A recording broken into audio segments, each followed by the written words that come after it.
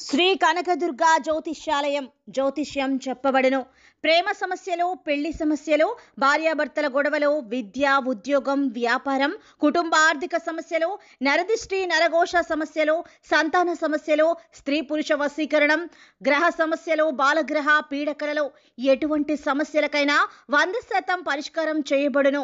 అన్ని విషయాలు ఫోటో చూసి ఫోన్లో స్వయంగా చెప్పబడును. గురువు గారికి నమ్మకంతో కాల్ చేయండి. గురూజీ రామరాజు 9000442025.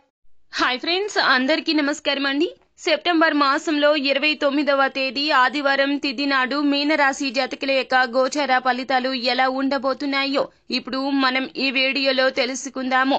ఈ రోజున వీరిని కలవబోతూ ఉన్నారు. తత్ఫలితంగా మీ జీవితంలో ఊహించని మార్పు అయితే సంభవించబోతూ ఉన్నది. అయితే ఎవరిని కలవబోతున్నారు, ఎవరి రీత్యా మీ యొక్క జీవితంలో ఊహించని ఎటువంటి మార్పు అయితే కలగబోతూ ఉన్నదో, గోచార రీత్యా ఎటువంటి ఫలితాలు మీరు పొందుకోబోతూ ఉన్నారో తదితర పూర్తి వివరాలు అన్ని కూడా మనం ఈ వీడియోలో సంపూర్ణంగా సవివరంగా తెలుసుకుందాము. అంతకంటే ముందు ఫ్రెండ్స్, వీడియోని పూర్తిగా చూడండి. అప్పుడే మేము ఏం చెప్పబోతున్నామో మీకు అర్థమవుతుంది. వీడియో గనక మీకు నచ్చినట్లయితే గనక లైక్ చేయండి. మీ లైక్ మాకెంతో సపోర్ట్ అండ్ ఎంకరేజ్మెంట్ గా ఉంటుంది. ఇక ఆలస్యం చేయకుండా వీడియోలోకి వచ్చేద్దాం. ఈ రోజున గౌరవప్రదమైన జీవితాన్ని పొందుతారు. మనోబలంతో చేసే పనులు ఈ రోజున విజయాన్ని అందిస్తాయి. ఒక ముఖ్యమైన వ్యవహారంలో ఆశించిన ఫలితం అయితే ఈ రోజున ఈ రాశి జాతకులు ఖచ్చితంగా ఆ యొక్క ఫలితాన్ని అయితే పొందుకోబోతున్నారు. కానీ కొన్ని రకాల కీలక సమయాల్లో ఈ రోజున ఓర్పు మీకు చాలా అవసరము.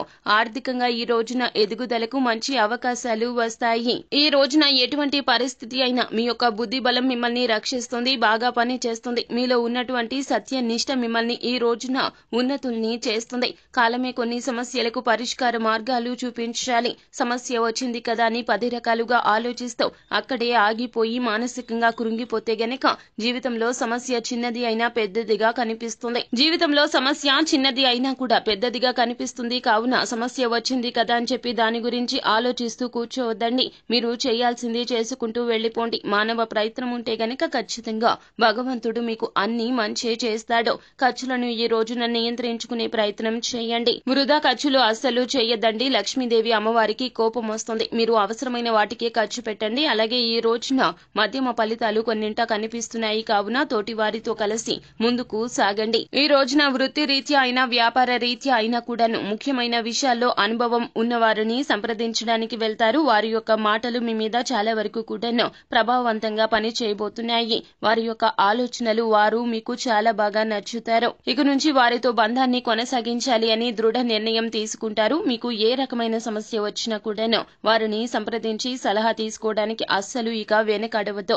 ఎందుకంటే అనుభవం ఉన్న వ్యక్తులను కలవడం రీత్యా మనకు తెలియని ఎన్నో రకాలైనటువంటి విషయాల గురించి వారి వద్ద నేర్చుకోవచ్చును. ఈ రోజున ఈశ్వర ధ్యానం మీకు మేలు కలగ చేస్తుంది. అలాగే ఇష్ట దేవత ధ్యానం వల్ల శుభ ఫలితాలు కలుగుతాయి. అంతా మంచి జరుగుతుంది. శుభం భూయాత్. సో ఫ్రెండ్స్, చూసారు కదా, ఈ వీడియో గనక మీకు నచ్చినట్లయితే గనక లైక్ చేయండి. అలాగే మరిన్ని వీడియోస్ కోసం మా ఛానల్ ని సబ్స్క్రైబ్ చేసుకుని పక్కనే ఉన్న బెల్ ఐకాన్ లో ఆల్ టాప్ చేయడాన్ని మాత్రం అస్సలు మర్చిపోవద్దు. Thank you.